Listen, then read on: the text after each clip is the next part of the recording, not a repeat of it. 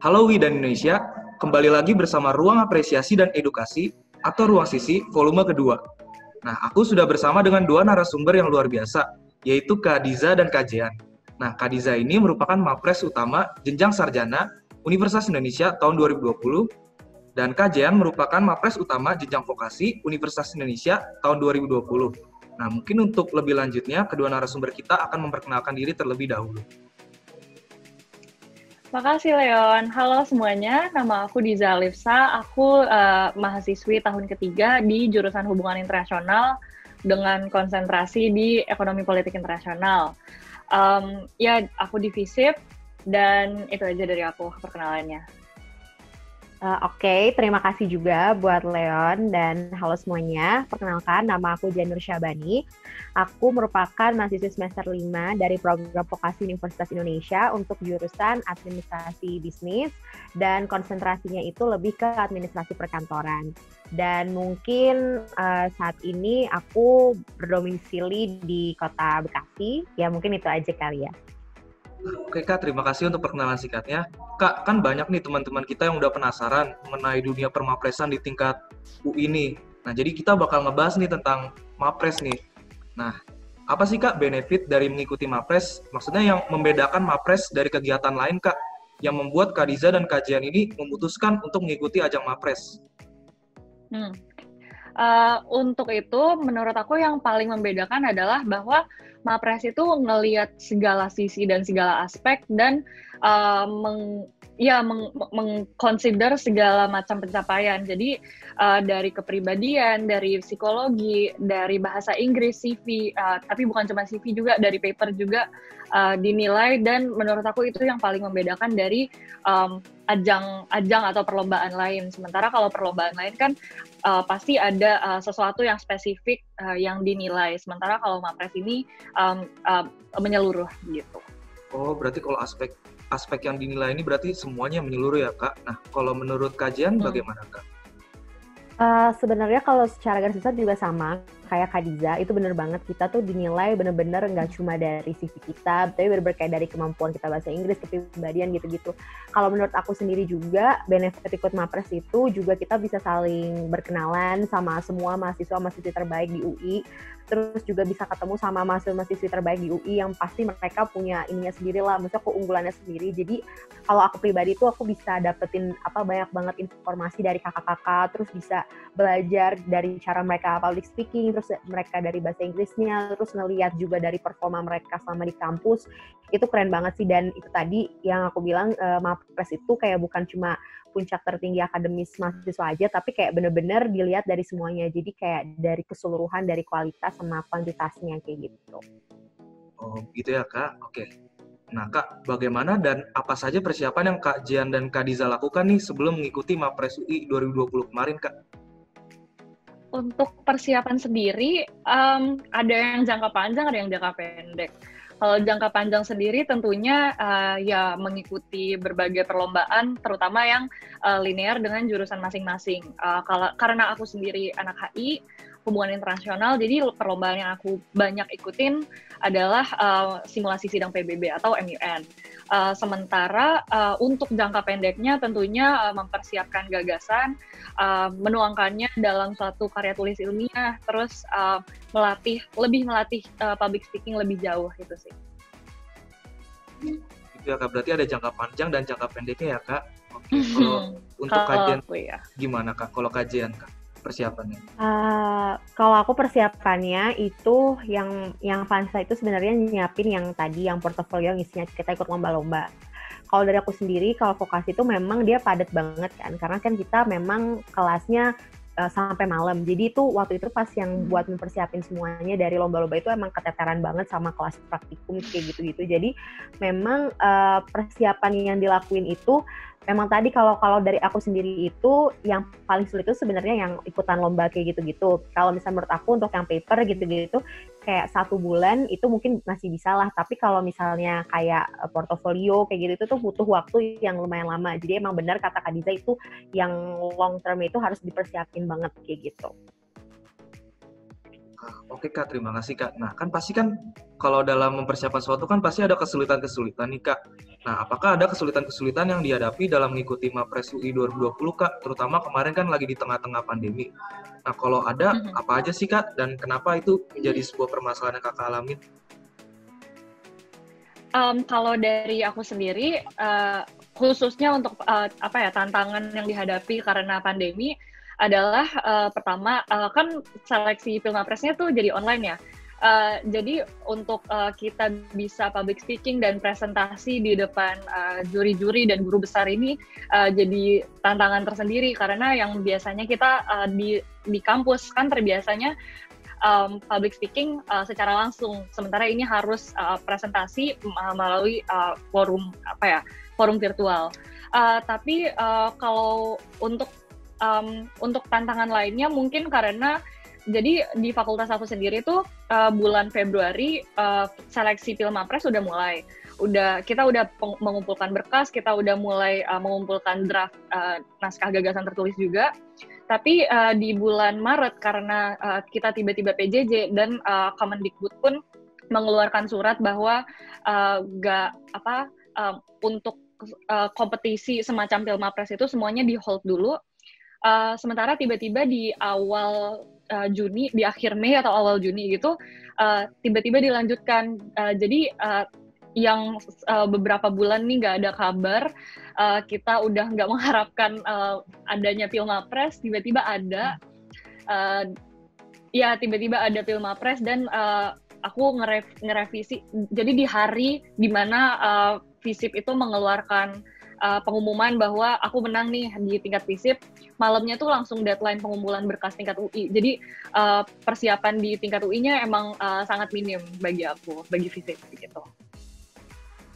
Oh, kalau dari Kak Diza kesulitannya begitu ya, Kak. Kalau dari kajian gimana, Kak, kesulitannya yang dialamin, Kak? Iya bener banget, itu yang kata Kak Diza, itu bener-bener kita tuh kan emang karena ke hold gitu, aku juga bingung kan mau ininya tuh gimana, karena nggak ada kepastian kan dari panitianya tanggal berapa. Nah kalau aku sendiri, karena aku tuh yang kalau diploma itu emang kita harus bikin produk nyata, jadi itu keteteran banget kan waktu itu aku bikin produknya. Dan apalagi kalau pandemi gini, aku tuh harusnya produk itu aku sosialisasiin ke masyarakat, tapi kan karena PSBB, jadi kayak nggak bisa gitu aku nge-reach buat masyarakat itu buat ngesosialisasiin produk aku ini. Nah itu jadi halangan. Nah cuma memang awalnya itu kan pakai stick sama deadline yang awal banget sebelum PSBB nih. Jadi aku udah sempat bikin produknya itu sebelum yang PSBB kita. Aku cuma baru bisa tuh ke beberapa tempat aja. Sedangkan tuh kayak nggak sesuai dengan target aku karena udah PSBB terus masih ke hold gitu, nggak jelas informasinya apa sih yang harus dilakuin ini, terus apa sih yang harus dipersiapin. Jadi dan pas dihubungin juga tiba-tiba yang udah seleksinya itu aku benar-benar harus ngejar semuanya, terus juga harus dipersiapin banget. Jadi kayak serba mendadak kali ya kalau misalnya gitu. Jadi kita bener-bener jor-joran banget ngejar deadline kayak gitu-gitu sih. Gitu, Kak. Berarti agak mendadak-mendadak semua ya, Kak, kesulitan-kesulitannya. Nah, bagaimana sih cara Kak Diza dan kajian ini untuk mengatasi kesulitan-kesulitan tersebut? Secara konkretnya sih, dalam mengatasi kesulitannya kan masalahnya adalah yang tiba-tiba nggak ada kabar, tiba-tiba ada kabar dan prosesnya berlangsung. Jadi kita ngejar semuanya. Ya praktiknya sih aku nggak tidur. Waktu itu pas 2 hari seleksi yang di tingkat fakultas, di mana aku presentasi, terus kayak pokoknya kita berkorespondensi terus dengan yang kemahasiswaan fakultas, itu nggak tidur sampai dokumen, sampai pengumuman, sampai berkas untuk ke tingkat UI di-submit gitu. Banyak revisi-revisinya soalnya. Oke, Kak. Kalau menurut kajian bagaimana, Kak? Kakak cara mengatasi kesulitan tersebut? Kalau cara mengatasi kesulitan tersebut itu, kalau aku tuh bener-bener fokusnya tuh sama produk aku dulu kan. Jadi kalau produk aku tuh cara ngatasin kesulitannya, oke, berarti gimana caranya sebelum ke UI, at least udah ada yang bisa ditunjukin, karena emang dari pihak fakultas aku tuh emang nyuruhnya tuh setidaknya udah ada yang ditunjukin gitu kan. Jadi aku waktu itu sempet kayak bikin solusi lain, kayak waktu itu pernah bikin Google Meet juga kayak sama beberapa karang taruna di wilayah yang aku targetin itu, tapi itu bener-bener deadline banget dan itu mepet banget. Dan sebentar dari fakultas aku tuh kayak agak sedikit nge-force aku gitu, dan yang kandidat lain kayak harus ada hasil nyatanya minimal tuh bisa kita presentasiin. Jadi serba cepet banget, terus kayak serba mendadak banget. Jadi bener-bener sampai apa ya, sampai kita bener-bener kadang tuh itu masih ada kuliah kan, jadi kadang kuliah sendiri tugasnya tuh agak keteteran kayak gitu. Kak, nah kan sebentar lagi bakal masuk nih Kak ke tahap penyisian nasional. Nah, apakah persiapan dan babak yang akan dihadapi itu berbeda dengan tingkat UI kemarin Kak? Kalau untuk yang dinilai sendiri, itu nggak terlalu berbeda.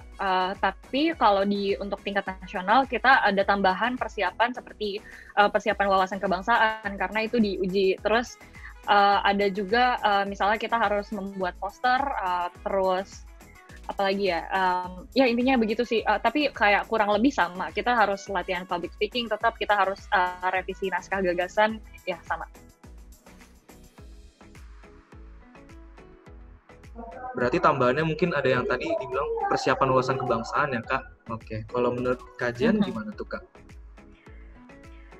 Sama, bener kayak waktu itu aku sama Kak Diza tuh kita sampai belajar bareng wawasan kebangsaan, karena bener itu kan banyak banget, dan mepet lagi kan deadline-nya, jadi kayak bener kita supaya tuh kita takut banget yang wawasan kebangsaan apalagi gitu. Jadi dan apalagi kan tensionnya agak beda kan ini, soalnya kan kita nasional, jadi orang-orang tuh pada ngeliatin kita nih anak UI, maksudnya kayak berekspektasi banyak lah, dan kayak tensionnya juga lebih tinggi kan karena kita kan nanti kan ke nasional tuh ketemu sama mahasiswa terbaik dari tiap-tiap kampusnya, baik yang sarjana sama diploma, jadi kayak benar-benar lebih nervous, tapi secara keseluruhan sama sih untuk kayak penilaian kayak gitu. Wah, mantap sekali ya Kak, berarti ya Kak.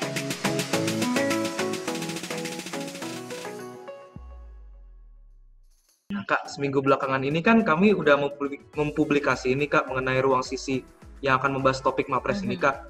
Nah kami juga udah membuka nih kolom pertanyaan di kanal-kanal informasi BEM UI. Nah udah banyak nih teman-teman yang telah mengirimkan pertanyaan yang ingin dijawab oleh Kak Diza dan Kak Jean. Nah kita udah memilih nih Kak 4 pertanyaan yang terbaik. Nah pertanyaan pertama nih Kak. Pertanyaan pertama dari Aulas, apakah untuk menjadi Mapres itu menyita banyak waktu belajar? Apa saja yang bisa kita lakukan untuk manajemen waktu dengan baik? Untuk menyita waktu belajar sendiri, mungkin cuma pas Pilmapresnya berlangsung. Cuma pas tingkat fakultas, di saat kita harus standby terus dan banyak presentasi, itu ya lumayan menyita, di mana kita nggak terlalu bebas untuk mengerjakan tugas lainnya. Tapi secara umum enggak sih, untuk secara jangka panjangnya enggak terlalu. Kalau untuk melakukan manajemen waktu dengan baik, menurut aku adalah coba untuk mengagendakan minggu per minggu, misalnya hari ini mau ngapain, terus hari ini apa aja yang mau diberesin, fokusnya bakal apa aja, dan itu yang diberesinnya, agendanya tuh bakal tergantung sama prioritas kamu, sama urgency dari agenda tersebut, gitu. Berarti secara umum tidak menyita ya Kak, mungkin cara manajemen waktu yang baik tadi dengan mencoba mengagendakan secara mingguan ya Kak. Nah, kalau dari kajian gimana tuh Kak? Kalau aku pribadi itu kurang lebih ya sama. Kalau aku sendiri tuh aku orangnya benar kita harus kayak bikin skala prioritas gitu apa yang mau kita lakuin, dan sebenarnya kalau menyita waktu itu kalau misalnya kita tunda-tunda kayak misalnya pembuatan yang karya tulis terus itu berdekatan sama misalnya waktu masih kuliah, jadi kan memang agak bertabrakan tuh, jadi harus fokusnya misalnya hari ini ngerjain karya tulis terus abis itu nugas kayak gitu-gitu. Kalau aku sendiri tuh aku bikin reminder aja di handphone, karena kan aku orangnya kalau nulis di paper tuh kadang nggak suka dibaca gitu kan, kadang kan suka lupa. Jadi kayak aku set di reminder handphone kayak misalnya hari ini itu nyicil buat karya tulis, terus misalnya selanjutnya kayak bikin tugas buat matkul kayak gitu-gitu sih. Jadi bagi waktunya tuh yang enak aja, senyaman kita mau kayak gimana kayak gitu. Jadi kita bisa manfaatin bikin skala prioritas apa yang mau kita prioritasin terlebih dahulu kayak gitu. Tapi keseluruhan sama, nggak nyita asal kita bisa nentuin prioritas kita kayak gitu. Nah, berarti yang penting ini skala prioritas sama buat reminder di HP ya Kak, berarti ya Kak? Iya. Oke, nah sekarang pertanyaan kedua nih Kak. Pertanyaan kedua ini dari teman kita Lutfan. Kak mau nanya, gimana cara ngimbangin waktu antara belajar dan bergaul? Kalau aku ngimbangin waktunya adalah bergaulnya sambil belajar aja atau belajarnya sambil bergaul. Jadi selama aku 3 tahun di HIUI, bukan cuma di HIUI sih, di FISIP, di UI secara keseluruhan, setiap kegiatan yang aku ikutin seperti ikut BEM, ngurus proker di BEM atau ngurus perlombaan internasional di MUN Club, itu tuh ya udah sambil temenan. Jadi kalau misalnya kita latihan sampai malam, beres latihan ya udah makan nasi goreng bareng kayak gitu. Dan begitu juga halnya dengan pas aku banyak ngurus proker di tingkat fakultas, beres setiap hari kalau udah beres ya udah kita makan di barel bareng kayak gitu. Nah, berarti bergaul sambil belajar ya Kak, atau kebalikannya ya Kak, Iya. belajar sambil bergaul. Nah, kalau kajian gimana tuh Kak, cara ngimbangin waktunya Kak? Kalau aku tuh orangnya tipikal kalau misalnya sekarang belajar, bergaul gitu ya. Kalau aku tuh maksudnya orangnya tuh nggak suka kayak misalnya kalau Kak Diza kan bisa tuh kan kayak ke manage. Kalau aku tuh suka gampang banget ke distract gitu kan. Jadi kalau aku sendiri itu sistemnya kalau misalnya hari ini emang misalnya ke distract, misalnya jalan-jalan sama temen atau misalnya kemana, misalnya nonton kayak gitu-gitu, ya udah berarti hari besoknya kita atau enggak kita cari hari yang bener-bener ngeganti waktu di mana kita harusnya belajar kepake sama buat bergaul ini. Jadi kayak ibaratnya kita bales lah waktu hari yang kita pakai buat seneng-seneng dipakai misalnya seharian belajar gitu. Jadi kalau aku sendiri supaya aku tuh bener-bener nggak mikirin ya udah kalau misalnya hangout sama temen, kalau aku tuh aku nggak mau mikirin urusan perkuliahan lah gitu. Maksudnya pengen have fun aja kayak gitu sih. Berarti kalau kajian ini lebih waktu belajar, kalau waktu bergaul ya Kak? Iya, kalau aku kayak gitu. Oke Kak, nah sekarang pertanyaan yang ketiga Kak, dari teman kita Aulia. Nah, menurut Kakak hal apa yang paling berpengaruh terhadap pencapaian prestasi Kakak, dan hal apa yang paling terpengaruhi setelah Kakak menjadi Mapres? Good luck di ajang Mapres nasional Kak. Makasih Aulia. Hal yang paling berpengaruh terhadap pencapaian prestasi, ini maksudnya prestasi Mapres ya. Menurut aku yang paling berpengaruh secara realistis karena komposisi penilaiannya juga paling besar adalah pertama naskah gagasan tertulis. Jadi ya udah gagasan aku yang aku tuangkan di suatu naskah di karya tulis ilmiah. Yang kedua adalah intinya sederetan kegiatan baik itu kepemimpinan, baik itu megang proker atau ikut lomba-lomba dan menang selama 2-3 tahun terakhir di kuliah. Kalau hal yang paling terpengaruhi setelah menjadi Mapres adalah mungkin kesempatan untuk opportunities lainnya di luar UI, di luar kampus, sama koneksi jadi jauh lebih terbuka lagi. Dan selain itu juga jadi lebih, mungkin secara pribadi aku merasa jadi lebih bertanggung jawab karena emang ada keharusan, karena orang-orang tuh ngelihat ke kita gitu loh, ngelihat ke aku dan ngelihat ke Jen. Jadi berusaha lebih baik untuk menjadi lebih teladan aja gitu. Berarti yang paling terpengaruhi bagi Kakak itu ada kesempatan di luar UI, koneksi sama menjadi lebih bertanggung jawab ya Kak? Iya. Kalau dari kajian gimana tuh Kak?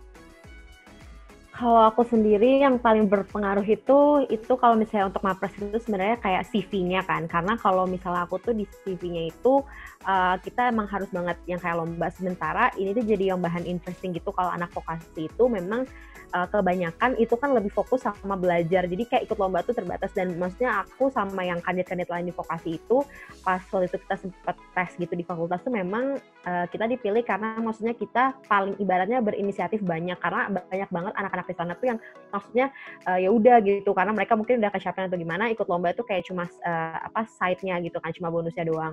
Tapi menurut aku kalau misalnya hal yang paling berpengaruh juga dari setelah jadi Mapres itu ya benar banget kata Kak Diza, itu jadi kayak relasi gitu kan. Orang pasti kayak ngelihat kita lah, oh Mapres nih gitu kan, pasti bener kesempatannya lebih besar kayak gitu kan. Jadi kayak nggak muluk-muluk juga, jadi kita dilihat ada lah gitu. Dan emang juga kalau misalnya yang berpengaruh itu sebenarnya bener tanggung jawab, karena bener kalau misalnya itu kan semua orang udah ngeliat kita kan, jadi kita udah bukan cuma mahasiswi doang nih gitu kan, mahasiswi doang nih, tapi kita jadi keunggulan dari UI lah kayak gitu, jadi kita jadi panutan banget. Jadi sekarang tanggung jawab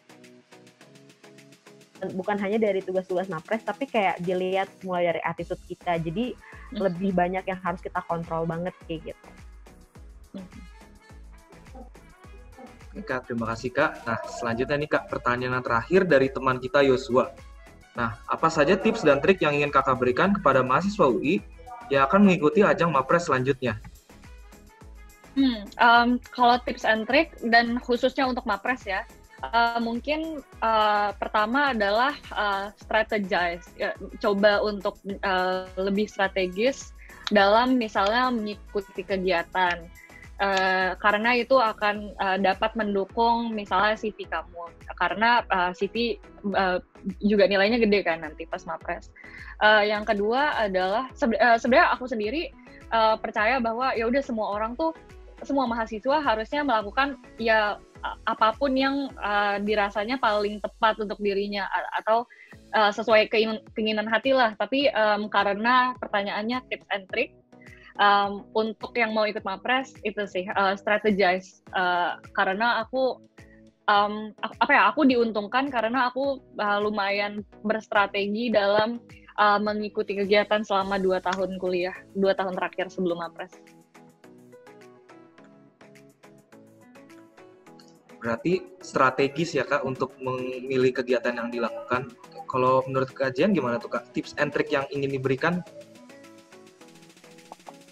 Oke, kalau tips and trick ini kayak menurut aku ngomongnya secara pribadi ini buat juga teman-teman vokasi, itu aku kayak ngomong berdasarkan pengalaman, berdasarkan kenyataan juga. Kalian jangan takut buat ikutan kayak gini, walaupun misalnya kayak CV-nya atau kayak misalnya lombanya nih bahkan nggak lomba yang internasional atau gimana, pokoknya jangan takut buat coba. Dan tipsnya itu kalau memang udah pengen berniatan buat ikut MAPRES, jadi mulailah bener-bener itu portofolio yang CV ikut lomba itu mulai dipupuk, karena itu dinilai banget maksudnya untuk seleksi tahap administrasi awal aja di fakultas itu dilihat dulu CV-nya. Jadi kalau emang udah punya niatan, mulailah ikut yang bikin portofolio lomba-lomba kayak gitu, karena kan sekarang juga lagi susah karena lomba itu nggak selalu ada, apalagi kayak yang sekarang nih yang pandemi kayak gitu-gitu tuh nggak banyak gitu. Jadi agak sulit juga, jadi mulai dari sekarang karena mumpung waktunya masih ada setahun ke depan, jadi bisa mulai ikut-ikutan. Jadi tips aku tuh kalau emang punya niat langsung aja siapin, ibaratnya kita mulai siapin bahan bekal apa aja yang buat nanti di MAPRES tahun depan kayak gitu. Berarti bener tuh, mulai siapin dari sekarang ya Kak. Kalau mau jadi MAPRES Kak. Nah Kak, kan kita dari tadi udah ngebahas nih Kak pertanyaan-pertanyaan yang serius dan berat nih Kak. Nah sekarang kita bakal sedikit nih Kak, main-main nih Kak. Jadi kita bakal bermain pertanyaan seru-seruan. Nama permainannya ini yes or no question. Nah jadi bakal ada 9 pertanyaan yang akan aku bacakan satu persatu. Nah nanti kakak harus menjawabnya dengan yes or no sama alasannya. Nah tapi ini langsung cepat aja ya Kak. Kalau Kak Diza udah kelar, langsung Kak Jen yang jawab gitu Kak. Oke Kak, pertanyaan yang pertama, yes or no. Pernah nggak ngerjain tugas? Yes, karena skip terus baru nyadar pas akhir semester. Kalau aku no, karena kalau misalnya kalau di kelas aku kalau nggak ikut kelas teori itu digantinya sama praktek kayak gitu. Yang kedua, pernah dimarahin sama dosen?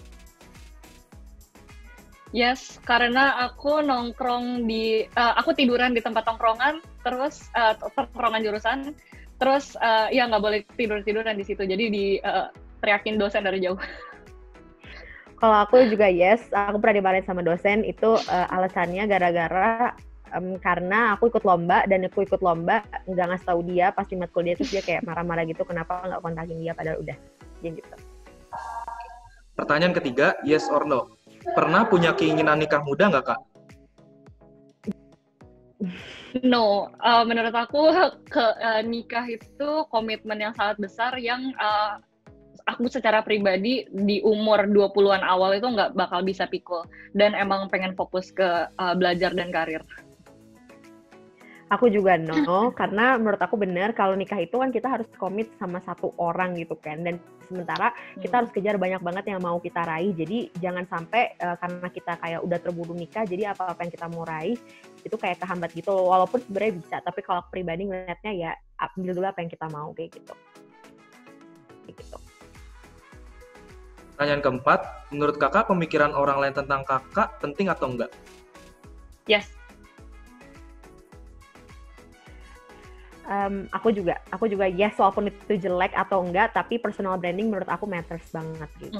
Yap, yap. Pertanyaan kelima, percaya sama mitos atau tahayul?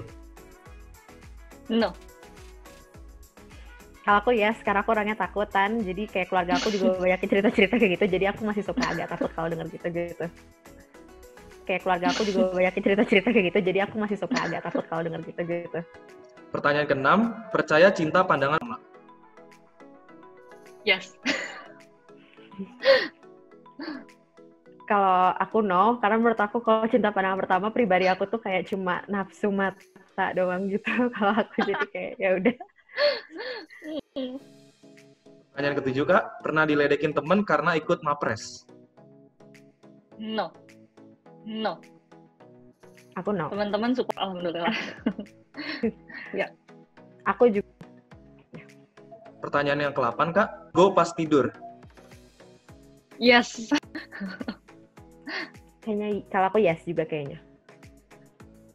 Pertanyaan terakhir, Kak, punya keinginan tinggal di luar negeri? Yes, karena ingin jadi diplomat, doain.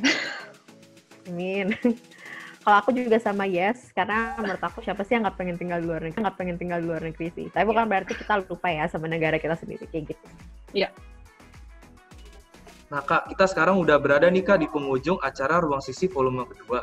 Nah, sebelum mengakhiri Ruang Sisi, mungkin Kak Diza dan Kak Jian sampaikan closing statement untuk para sahabat Ruang Sisi di seluruh Indonesia.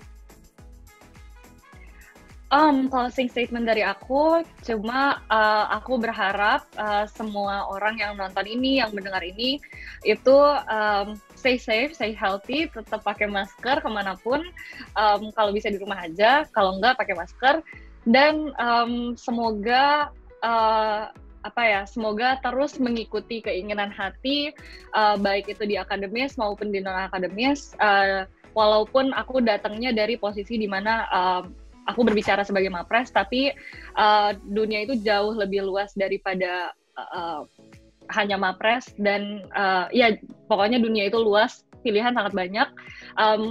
Find your passion.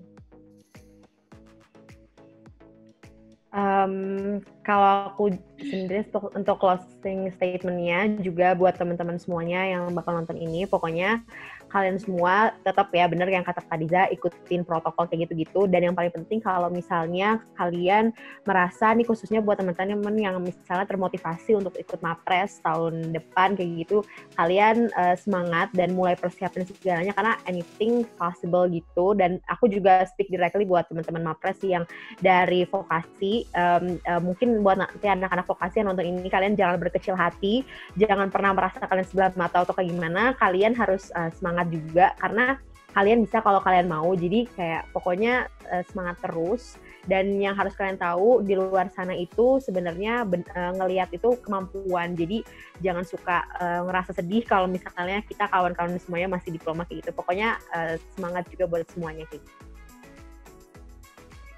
Terima kasih Kak Diza dan Kak Jan yang sudah memberikan waktu bersama di Ruang Sisi volume kedua. Dan terima kasih kepada teman-teman yang sudah menonton sampai akhir. Sampai jumpa di Ruang Sisi volume 3. Dadah! Terima kasih teman-teman. Terima kasih semuanya. Terima kasih.